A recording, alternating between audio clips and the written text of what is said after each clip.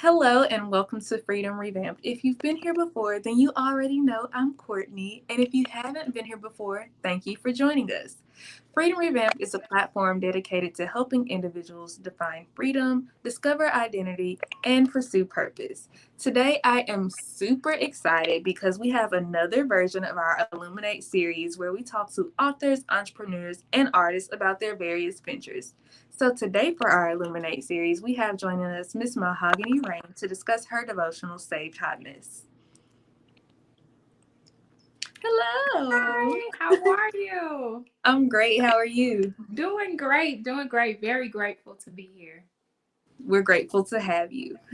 So, our viewers know that it is tradition here at Freedom Revamped that before we even get into our topic, we ask our guests to define freedom. So, I'm going to allow you to do that now. Oh, I appreciate that. Freedom to me is the ability to move about as I please.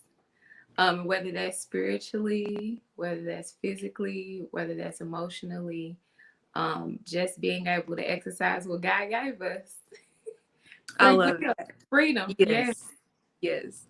And I think that's honestly one of the various reasons we started this platform is to help people. For me, I'm also a Christian, so it's helping people discover identity through Christ because I would not be who I am without him.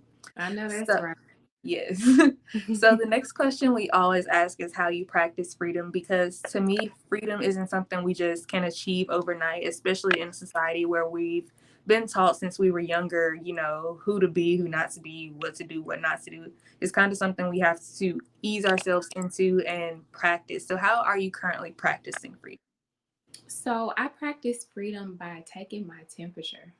I developed a practice some years ago where I really asked myself, like, what percentage or what temperature am I at mentally, physically, and emotionally?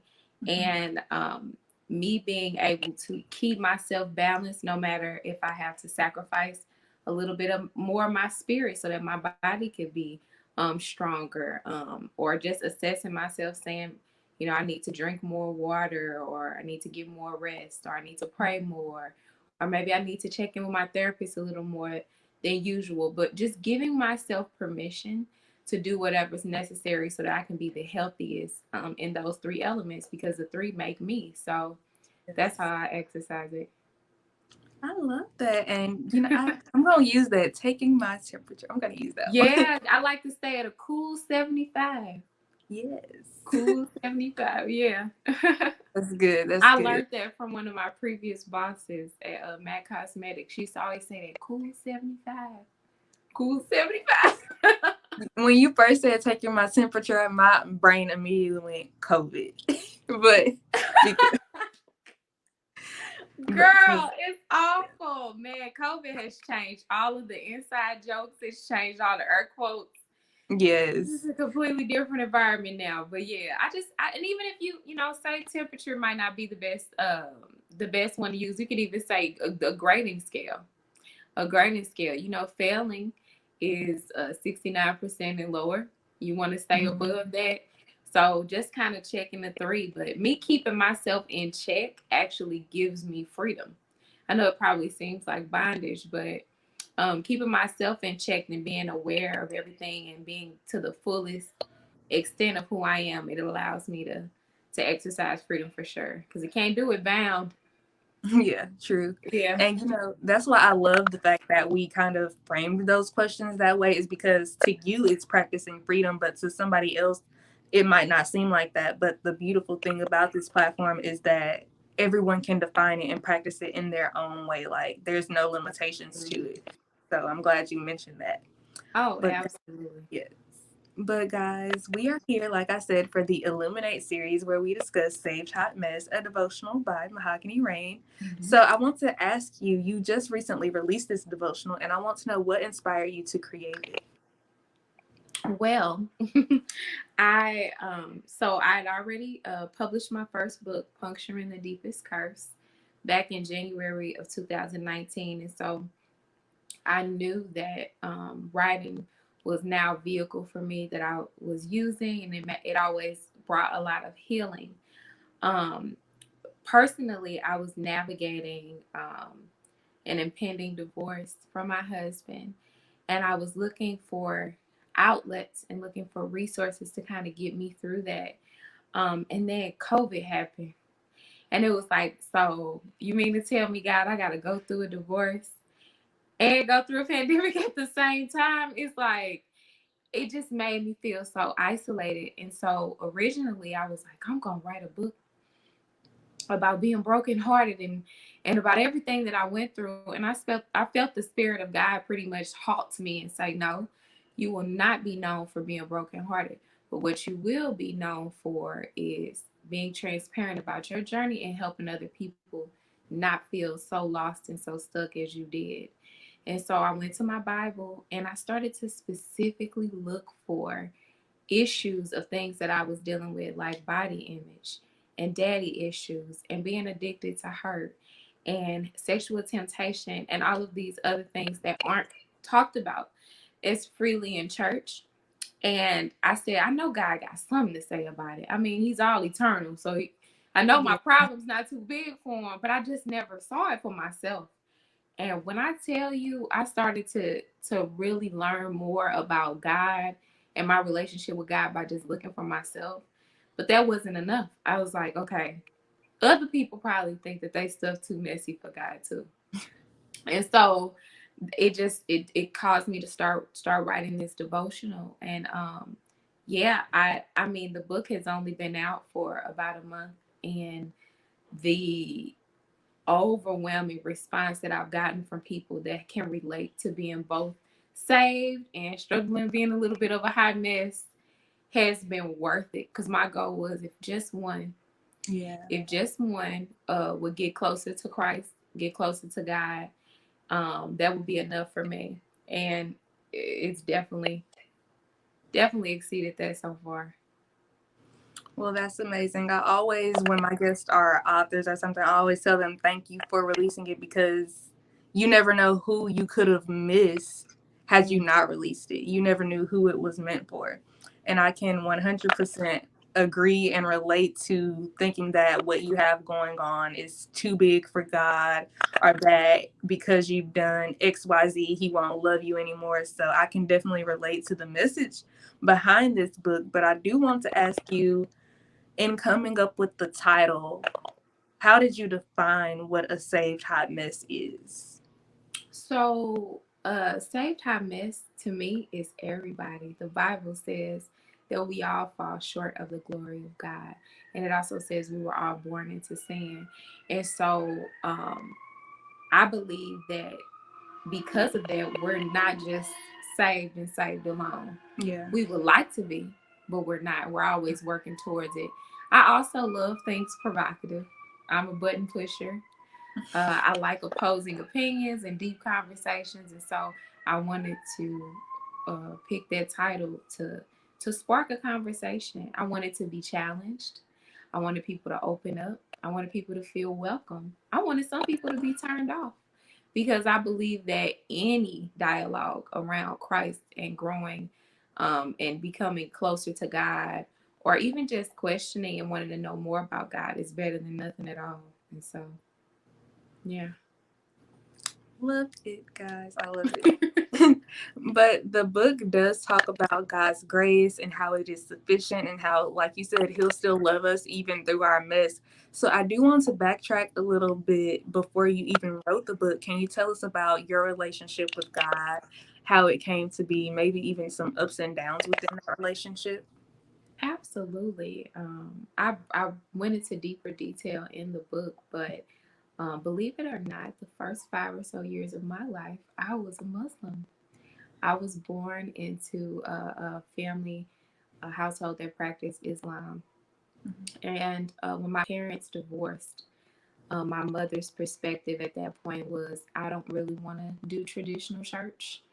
I want my kids to find their own way. And I know it kind of made me feel like I was loosed, but me having an authentic climb to have a relationship with God has always felt a little bit deeper than those that I saw that was made to go to church or was forced into it, and now they're kind of struggling with their beliefs. I really used to go spend the night at friend's house, and you know how they say, if you're gonna spend the night, you gotta pack a bag and go to church.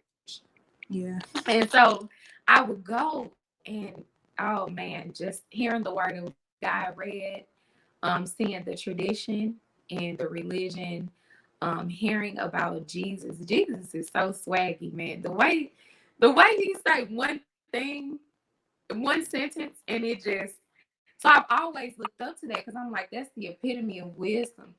And so I've always been drawn to gospel music, and I felt the emotion when I heard them sing songs like "Excellent" and even some of Kirk Franklin's older hits back in the day. When I would hear those songs, I was like, how they say, "What must I do to be saved?" That's a real thing for somebody that's outside of that, because I was the person, yeah.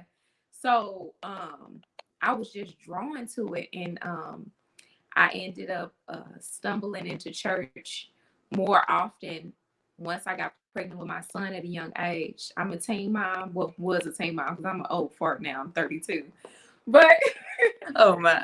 I was a teen mom. I had my son when I was 18, so I was pregnant at 17. And I just remember thinking, I want him to have a little bit more stability in the religion department than I had. If he chooses to go a different way, that's great. But I want him to have this. So I used to visit church with my son's father's family.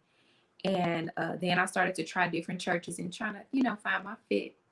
And I joined my first church officially, at about age 20, 21, 22. And I started off just going, but then I started to be convicted, because can we keep it real? Your audience used to stuff being kept real. Yes. Okay. So I used to roll up in church right after the club the night before.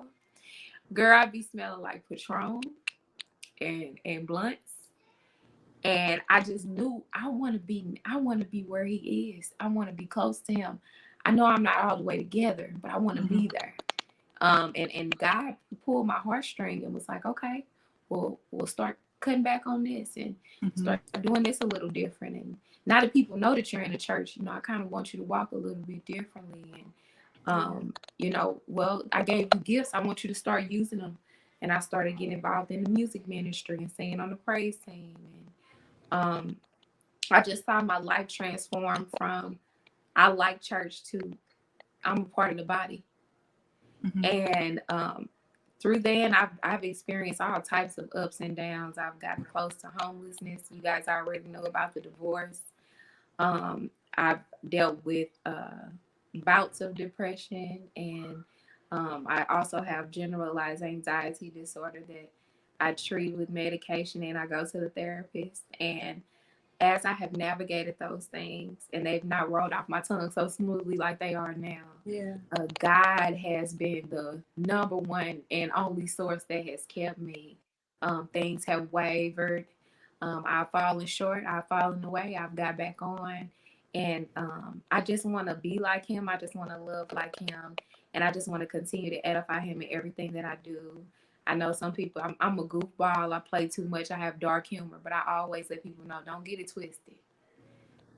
I'm God's daughter, and I love me some Jesus. So yeah, that has that's my little story in short. Like I said, I go into it a little bit deeper.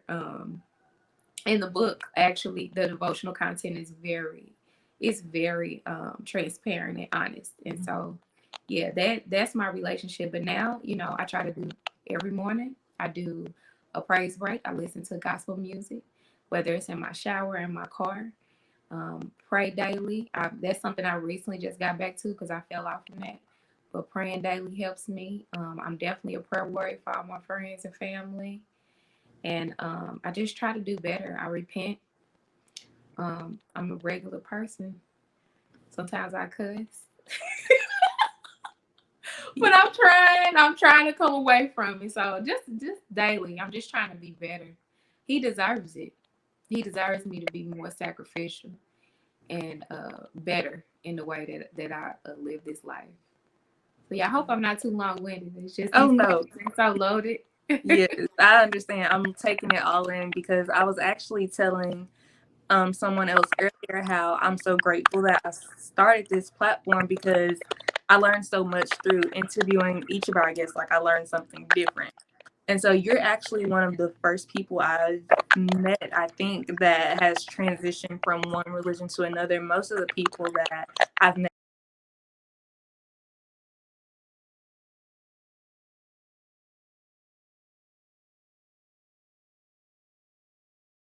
but yeah, no one in my personal life, no one interviewed. And so it's always interesting because when I meet different people who've walked different walks of life, I always end up discovering more about myself as well as my relationship with God.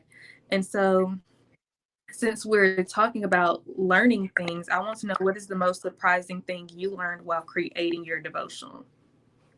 Oh, the most surprising thing I learned was that I was writing it about myself. Oh my goodness. I have plans to write this book really quickly because the chapters were downloaded to me at one time. Like, Mm-hmm. what I mean by that is God literally gave me every chapter and was like, boom. So I'm like, oh great, I'm gonna write this up and I'm gonna get it published and I'm gonna be 2 books shorty, you know? And it's so funny because I included, scriptures in the book. And it's almost God was saying to me, like, almost like he was saying, oh, you ain't about to put my name in nothing that ain't done in excellence. Let me take you on a few journeys and let you learn a few lessons. And I literally lived out pretty much each chapter of the book. And it made it more authentic and it made the writing process even more valuable for me. And so, yeah, I think that was surprising for me that I had to kind of go through it a little bit deeper. It wasn't something I could just write it one and done and call it a day. Yeah. Um, but yeah, and then creating devotional content is hard. You really second guess everything Mm-hmm. because you realize that this is going to be used as a tool Right. to help somebody or to reach somebody that's in a vulnerable place.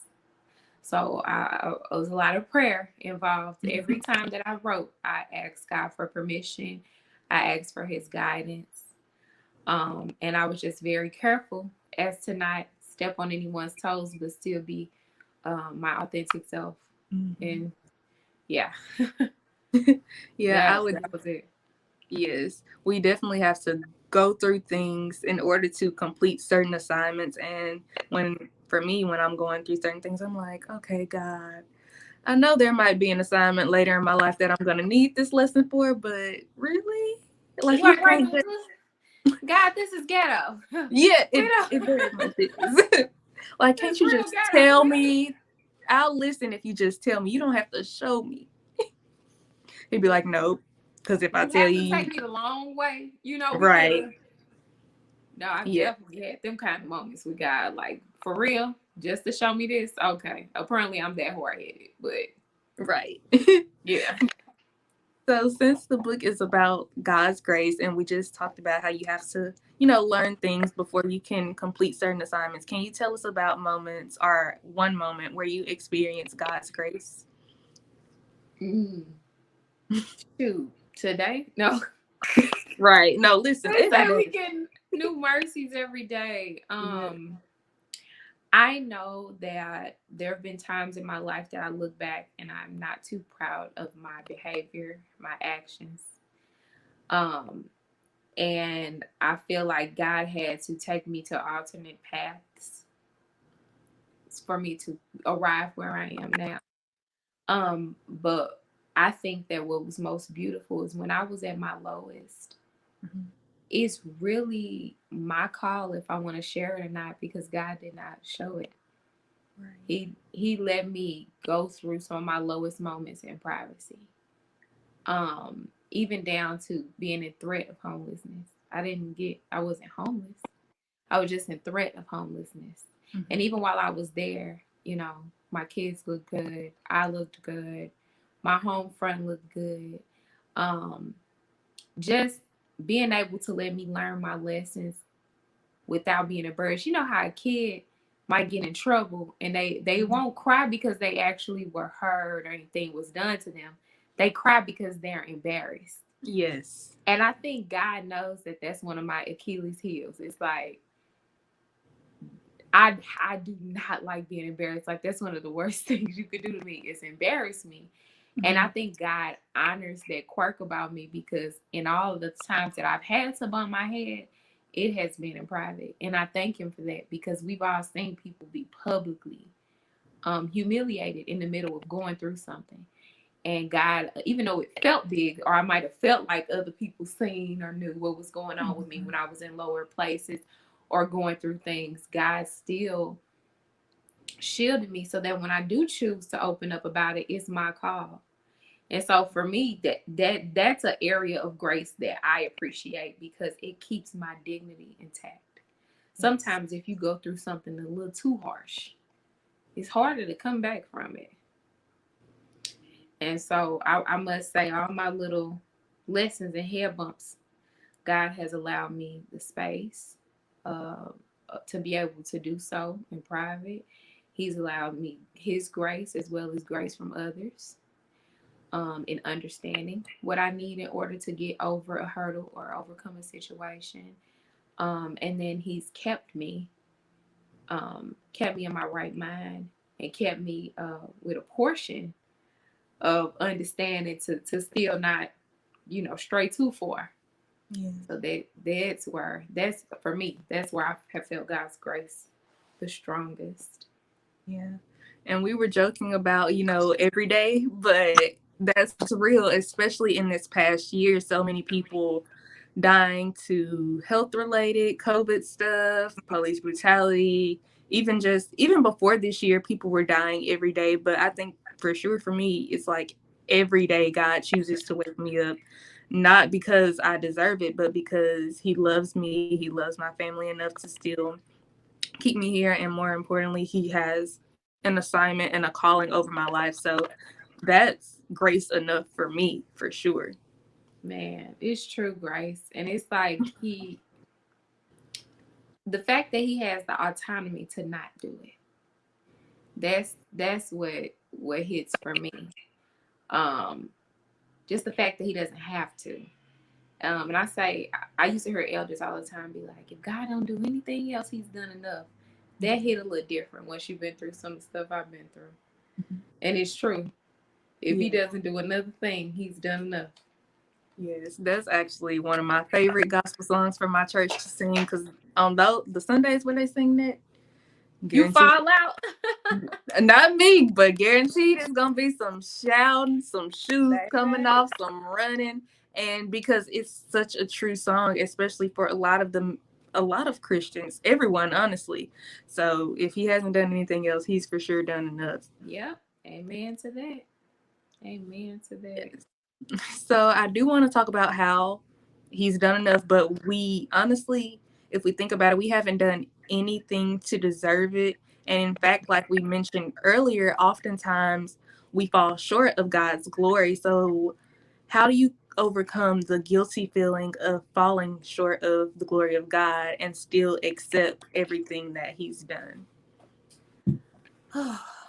Girl, you know, me overcoming guilt and shame.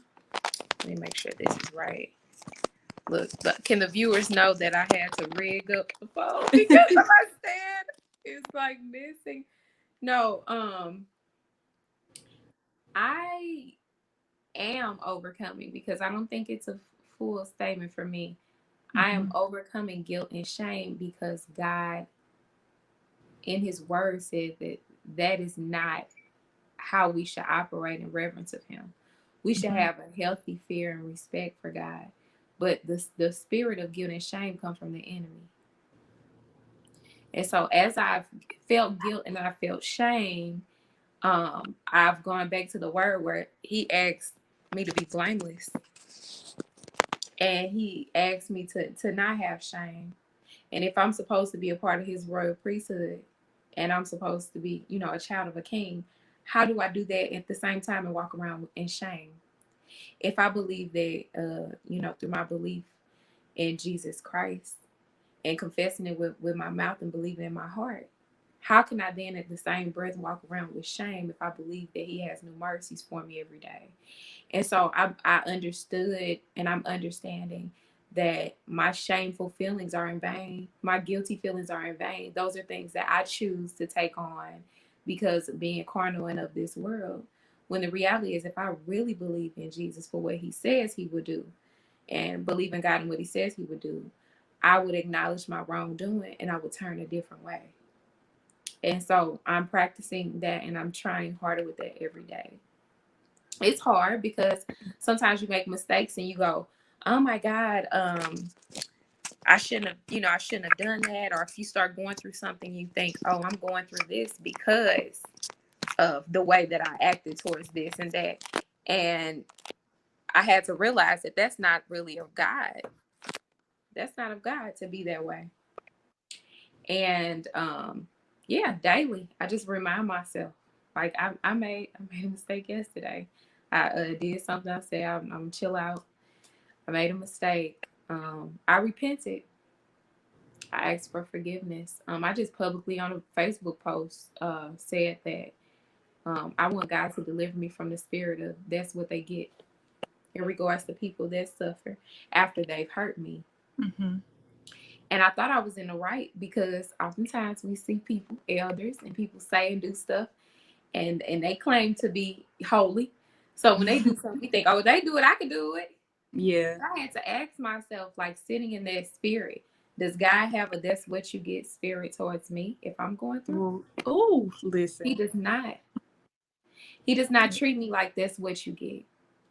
Right. He actually has empathy for me and loves me back to wholeness. And so now my approach to, okay, somebody hurt me, my immediate reaction might not be the best. Right. I'm still a work in progress. I'm a self-proclaimed saved hot mess. But I gotta get around to, you know what? The grace that God has had for me, he shall have over my enemy and over this person I don't feel the best about. So yeah, that's how I'm getting over it is because of his word and me holding true to what his word says. Yeah. So yeah. I def- I definitely need help with the that's what they get mentality because I'm telling you, I'll say it before they even woo. Yes. Yep. So I can relate. But one of the last questions I want to ask you is because earlier we mentioned how, we've gone through things and that's how we get our assignments, or that's what helps us with our assignments. And sometimes when we have to revisit those things in order to complete our assignments, it can be really rough. So what part of your devotional was the most challenging to write in terms of this happened in my past? Mm. I think it's a tie. It's a tie. There are two chapters that were both very challenging for me to write.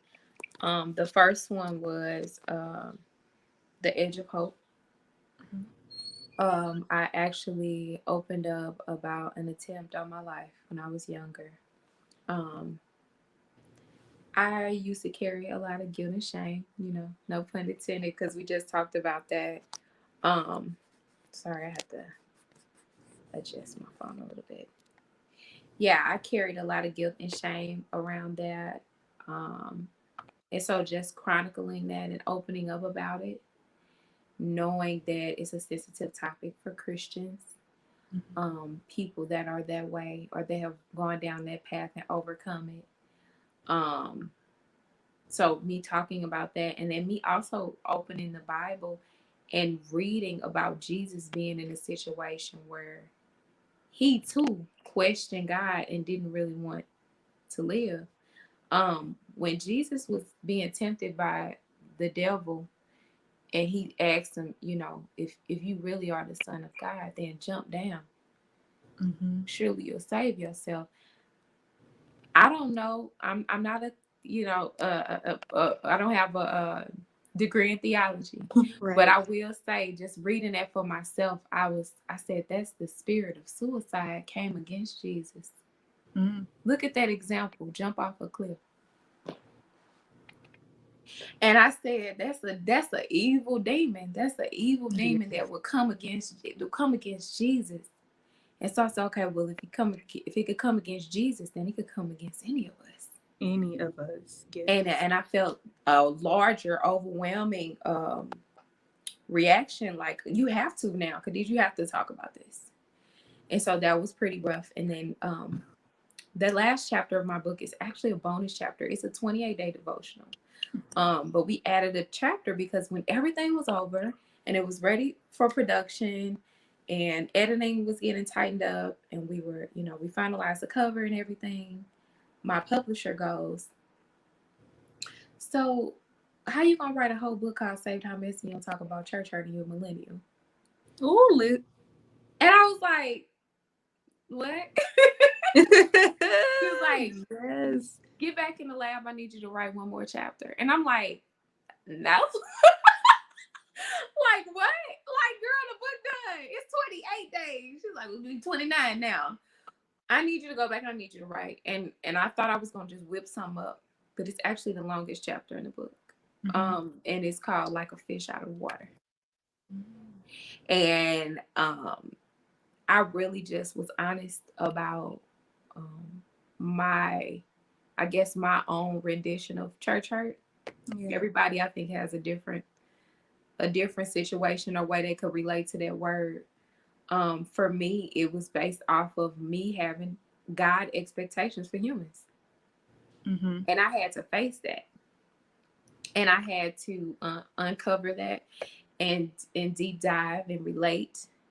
And then also use it as an opportunity to invite people back that may be experiencing that. Like, okay, great, you made it through the whole book. You came to this chapter for a reason. You're here. While you're here, mm-hmm. Let's heal and come back. Yeah. Come back.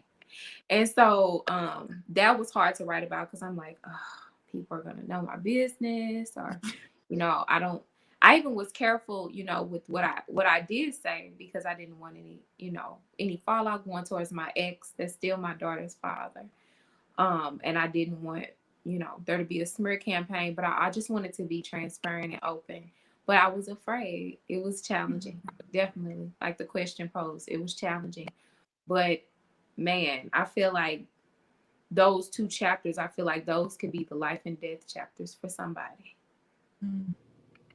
That could be the determining factor on if they choose life or the latter. Yeah. And yeah, it was hard, but I'm so glad I did it. You want to talk about somebody proud? This baby here, it's so funny because I even say in the book, I say I wrote it in a panoramic. Not a pandemonium. Girl, the pandemonium, girl. But yeah, I did it. We did it, Joe. No joke. Yes. Well, I want to thank you so much, one, for listening to God and the calling He had on your life to complete this book, and two, for joining us here today at Freedom Revamped as a part of our Illuminate series. We definitely hope to have you again when you complete your next book, whenever that may be. Yes. Yes. Look, shameless plug, outside of being a published author under my pen name, Mahogani Reign, I'm also a makeup artist. So if you all, I'll have to add you on my other page if you all ever want to talk about beauty and some of the, you'd be surprised the way God moves in that industry. The connecting of women as an esthetician and a makeup artist. I'd love to come back for that as well. So yes. Thank you so much. Yes, but before we go, please tell the people how they can find you on social media and how they can buy a copy of Save Time Mess. Yes, thank you so much. So Save Time Mess is available on Kindle. It's also available in hardback and paperback. I got both of them here. This is a hardback and this is the paperback. It will be available very soon on Audible. I completed the Audible myself, recorded the book, and so it'll be available on Audible very soon. DIpublications.com is how you can find all things Mahogani Reign. You also can check out my first book, Puncturing the Deepest Curse. It's an inspirational fiction tale based off of my real life. The main character's name is Khadijah.